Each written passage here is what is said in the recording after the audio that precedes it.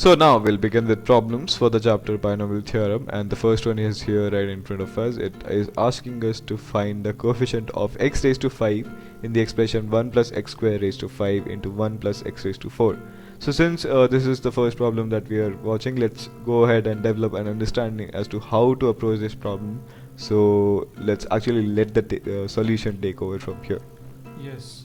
The question is to find coefficient of x raised to 5 in this expression. Right. First, what do we know?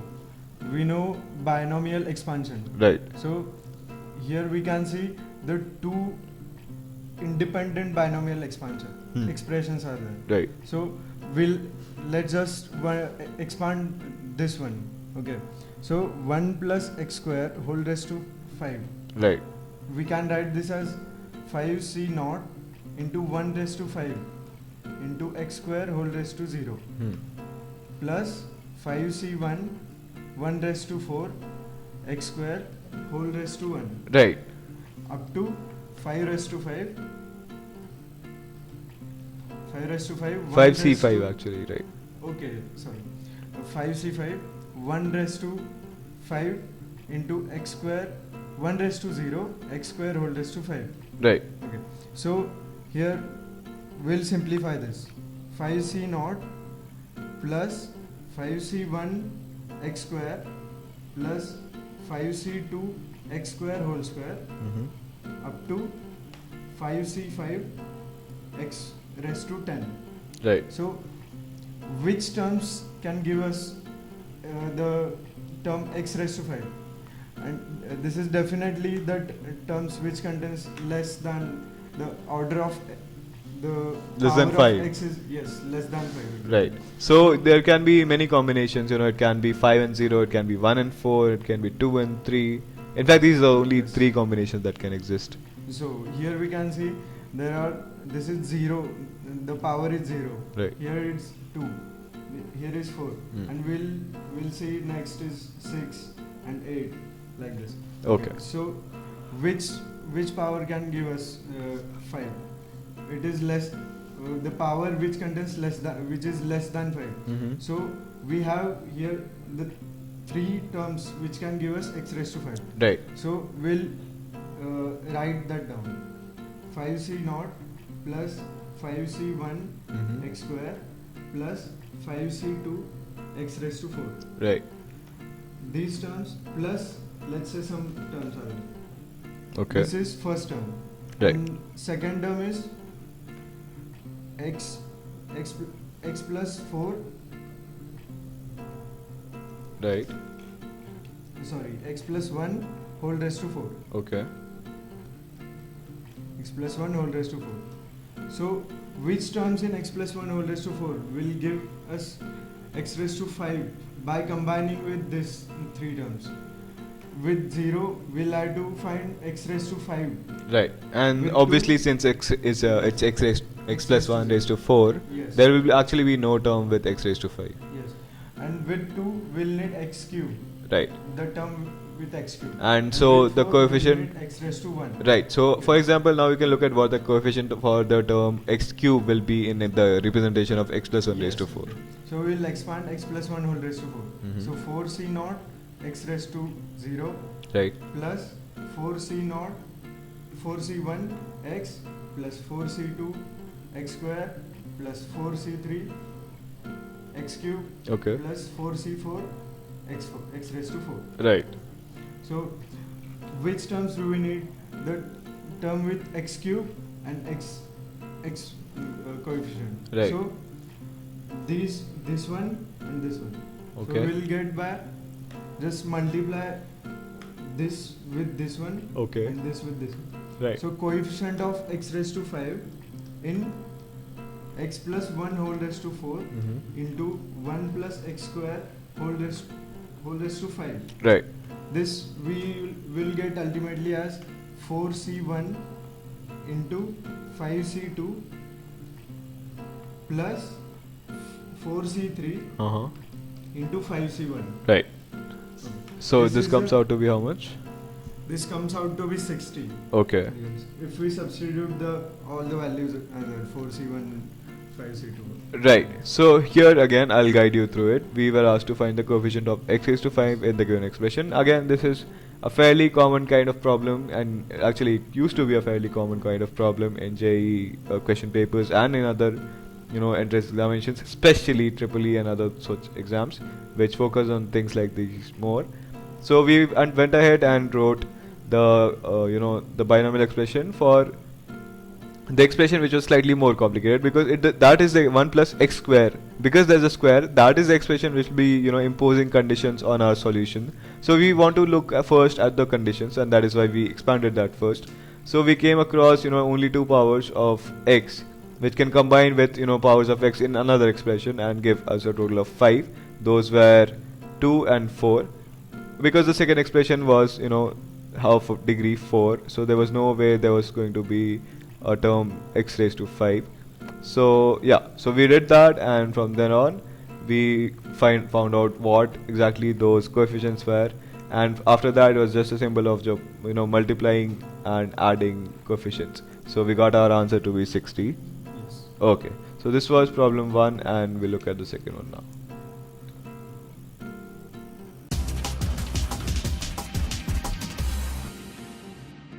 Moving on with problem 2, it says find the middle term in the expansion 1 minus 3x plus 3x square minus x cube raised to 15. So one very interesting thing to right away notice about this question is that it has a perfect cube which is 1, which has a positive sign, and it has also another cube which is x cube, which has a negative sign. Also we notice that there are 3 terms which coefficients actually 3, and their signs are opposite. This is a direct hint that it might well be the cube of a difference. So let's see whether it is the case or not. Yes. So 1 plus the term 1 minus 3x plus 3x square minus x cube. Right. This will give us, we'll get hint by just alternating positive negative signs, and perfect cube of 1 and minus x. Right. So we'll see if we'll get this 1 minus x whole cube. Right. So it's this is a very significant trick, if you are just given that, and most people will straight away think about the multinomial theorem, which is too difficult to apply in a time constraint situation. In most cases nobody wants you to remember it, so it's usually some little trick which will help you simplify the problem to some familiar form, in which this case it is the binomial theorem. Yes, but just if we see the question, we might think that this is question of some multinomial theorem. Right. But we can simplify by just putting some creative step. Okay. And the hint for which you can get from as he said, the alternating positive and negative signs are a direct hint. So now that we have reduced to an expression of this form 1 minus x cube, we can actually start working with exponents and apply the binomial theorem. 1 minus x whole cube. Right. So we'll just put in that expression. So 1 minus x whole cube into 15. Right. So this is equals to 1 minus x whole raised to 45. So the 45 is odd number. Right. Is odd. So the total numbers, the terms in the expansion of 1 minus x whole raised to 45 will be even. Okay, because they have to be n plus 1. Yes, yes. Okay. And since they are even, we'll get 2 middle terms. Okay. The number of the middle terms will be n plus 1 by 2 and n plus 3 by 2. Right. Yes. We've already covered this in theory, how in an expression which has an exponent n, there are actually n plus 1 terms, and we went through that deal about whether n is even and odd in those cases, what the middle term or middle terms might be, right? Yes. So we'll put just a value of n here, and Okay. here we have n is equals to 45. Right. So that'll be the 23rd term okay. and 24th term. Right. 24th term. Okay. So this was problem 2, and we were asked to find the middle term in the expansion. So we have till now simplified it as 1 minus x cube. Then we applied the exponent, which was 15. So 15 into 5, 15 into 3 is 45. So now we know that it is actually the 23rd and the 24th term, 24th term, which are the yes. middle terms. So we Yes. can right away go to finding those terms. So is a 23rd term will be NC, just 20, not 23 actually. Right. We had started from 0. Okay. That's why here we'll write here 22. Okay. And into, since minus x whole rest, the power of minus x is increasing from 0 to this 45. Right. So the power of minus x will be 22. Mhm. Okay. This is the 23rd term of the series. Right. And 24th term will be NC 24. We started from 0, that's why 23. Right. And minus x whole raised to 23. Mhm. So this gives us NC 22, this, and directly x raised to 22. Right. And NC 23, Uh-huh. this minus x raised to 23. Right. So these two terms are the middle terms of the given expression. Okay. So we just saw again how to calculate those terms. The important thing to remember here is the fact that the 23rd term will actually have x raised to 22 because the expression starts from x raised to 0. So by the time it is the 23rd term, you're actually only on x raised to 22. So again, this was a typical problem, and you saw how to find a certain term in a certain expansion, which might be composite, or it might be deceptively tricky. But sometimes applying whatever you have learned since ninth grade or 8th grade or actually 6th grade as well, because this property most people have already done by the time they are finished with 8th grade. 1 minus x whole cube or a minus b whole cube is something that everybody learns, and you just have to be conscious and aware that there is a place here which you can apply it and makes your job simpler and faster. So this was problem 2.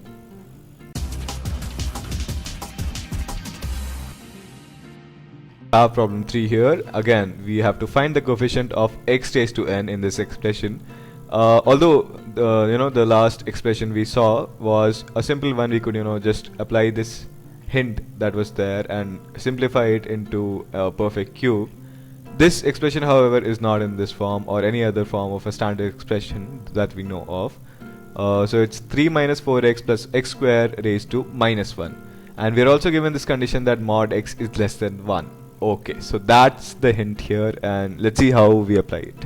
Yes, the obvious hint is this minus 1 and mod of x is less than 1. Right. Means something in this question, there has to be, exactly, yes, convergence there of a has to GP, be, right? Yes, exactly.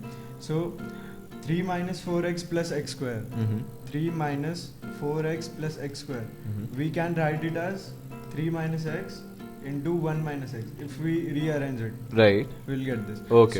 So we've just factorized it, Yes. right? And it could also have been x minus 1 into x minus 3, which people can be more comfortable with. But let's write it like this for now. Okay. Yeah. So the expression will be written like this: 1 by 3 minus x Mm-hmm. into 1 by 1 minus x. Okay. So why I separated it out? Okay. Because we see the infinite GP, summation of infinite GP, Uh-huh. like we discussed in the theory. Okay. Like this is different infinite series. Okay. This is different. So are we going to write these in terms of a series? Yes, exactly. Oh, okay. So that's it.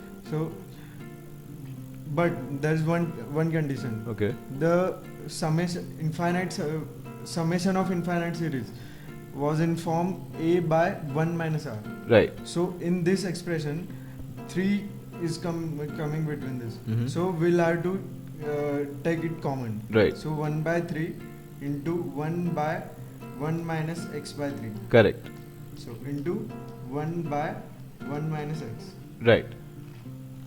So we'll expand this two series. Okay. That is geometrical progression. Right. In which in this series x by 3 is a common ratio. Uh-huh. And in this x is common ratio. Right. So 1 by 3. Since mod of x is less than 1.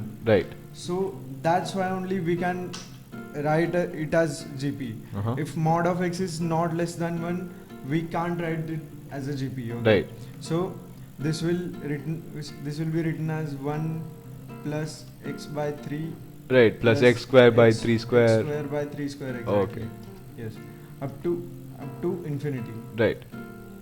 Into 1 plus x square up to infinity. Right. So now we just have to look and compare where we get those that Yes, coefficient. yes. Okay. And if we want to get x raised to coefficient of x raised to n Okay. in the multiplication of this two series, Okay. so how we can get this? Right. By just, if here is the power of x is 1, Mm-hmm. so how can we get x raised If to we 1? have 4 there, right? Yes.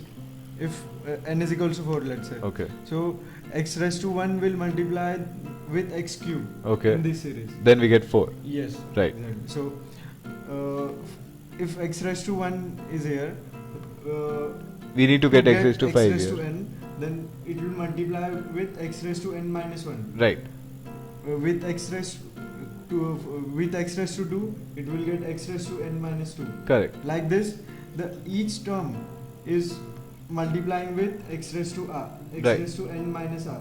Right. If the x raised to r is a coefficient of this in this series. Okay. Term in the series.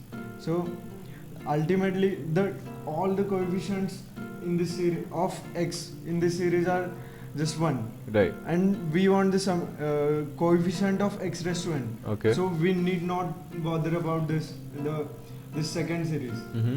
But in first series, 1 by 3 square Okay, right. is coming in picture. Right. So Right.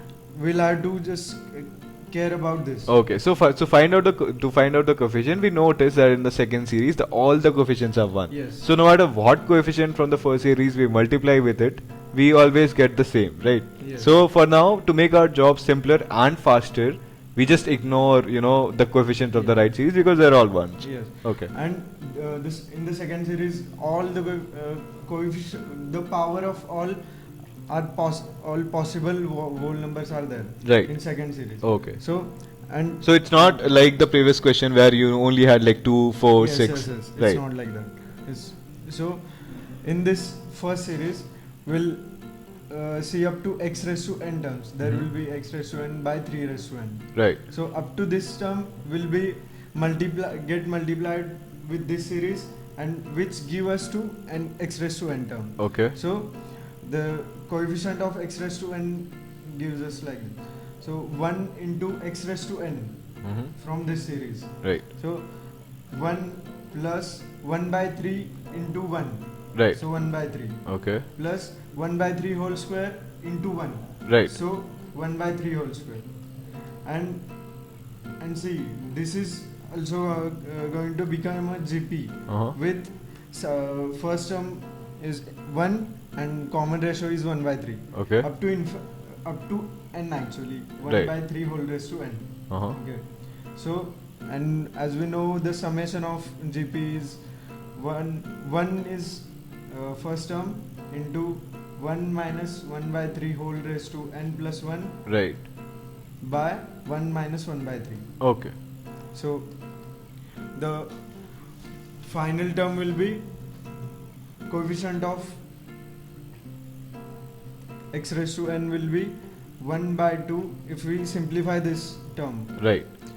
this term we'll get it as 1 by 2 into 3 raised to n plus 1 minus 1 by 3 raised to n plus 1. Okay. That's it. Right. So again, this was problem 3 in fact. We had to find the coefficient of x raised to n in this expression. So we noticed that mod x less than 1 was a hint, so it might have had something to do, with the convergence of a GP, because that is the condition under which a GP converges. So we tried to, factorize this in fact, and we were able to get these two simple factors. So since they were in the form of 1 by 1 minus x and 1 by 1 minus x by 3, we noticed that since also mod x is less than 1, this condition is there. So obviously you can represent those terms as simply the sum of infinite geometric series in fact. And we notice that in the second series all the coefficients are 1 no matter what n is or what anything else is. So that is why we just look at the coefficients of the first series, and we found out the coefficient of n by writing that same series in this manner, and from there we proceeded to find the coefficient of x raised to n. So there was a 1 by 3 here, there would be a 2 by 3 here, and that is why you see 1 by 2 here. Yes, Okay, exactly. and the numerator is just there like unsimplified, and we have not touched it, and this is the expression we have arrived at. So this was problem 3, and let's look at the problem next to it right now.